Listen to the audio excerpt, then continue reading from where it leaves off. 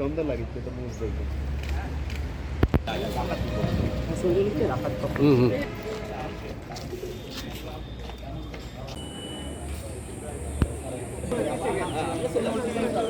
গুরুদাসপুরে metre চুরি হয়েছে, সেটি আমরা তাদেরকে গ্রেপ্তারের পরে দেখেছি যে তাদের কাছে যে সমস্ত সরঞ্জাম সেটি দিয়ে তারা মিটার খুলতে পারতো বা তারা ট্রান্সফর্মার খুলতে পারতো, যে কোনো কিছু করতে পারতো। তা এটা হয়তো হতে পারে যে তারা হয়তো মিটার চুরি বা ট্রান্সফর্মার চুরি বা অন্য কোনো চুরি বা ডাকাতির জন্য এলাকাতে এসেছিল। অজ্ঞাতনামা চোর বা চোরেরা তারা সেই বাড়িতে যায়, বাড়িতে আলমারি ভাঙে, তার ওয়ার্ড্রপ ভেঙে সেখান থেকে তারা স্বর্ণ অলংকার, নগদ টাকা এবং 4টি মোবাইল ফোন তারা নিয়ে যায়।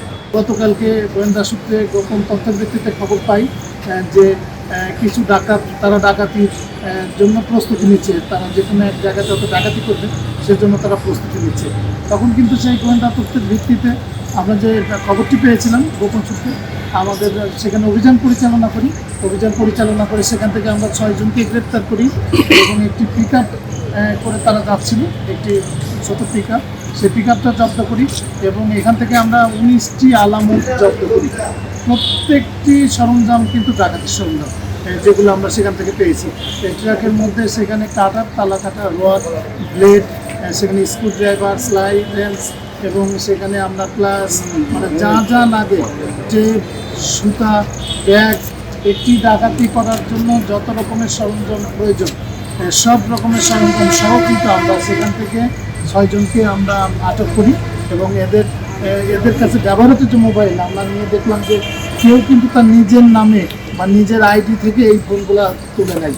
এই প্রত্যেকটি ফোন তাদের কাছে যেগুলো আছে সবগুলো কিন্তু নামে তোলা, হয়তো কোনোটা মহিলার নামে তোলা অপরিচিত, কোনোটা পুরুষের নামে, কিন্তু কোনোটি তাদের নিজের নামে নয়। এই মোবাইলগুলো তারা ব্যবহার করে এবং তারা স্বীকারও করেছে যে এরা বিভিন্ন জায়গায় এর আগে চুরি করেছে, ডাকাতি করেছে।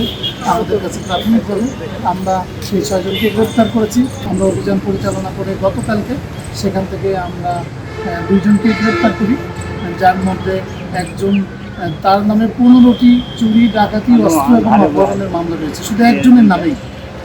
তার বাড়ি কুষ্টিয়াতে, সে এখন নাটোরেই থাকে, বর্তমান ঠিকানা নাটোর, কিন্তু ওই একজনের নামেই আমরা দেখেছি যে 15টি চুরি, ডাকাতি, অস্ত্র এবং অপহরণ সংক্রান্ত মামলা রয়েছে এবং আমরা আরও একজনকে রাজশাহী থেকে গ্রেপ্তার করেছি এবং এই চুরি যাওয়া যে সমস্ত আলামত ছিল, যে সমস্ত মালামাল ছিল, তার মধ্যে আমরা একটি মোবাইল ফোন উদ্ধার করেছি, আগে চুরি যাওয়া একটি মোবাইল ফোন, সেখান থেকে 2টি স্বর্ণের চেইন আমরা উদ্ধার করেছি এবং কানের দুল উদ্ধার করেছি।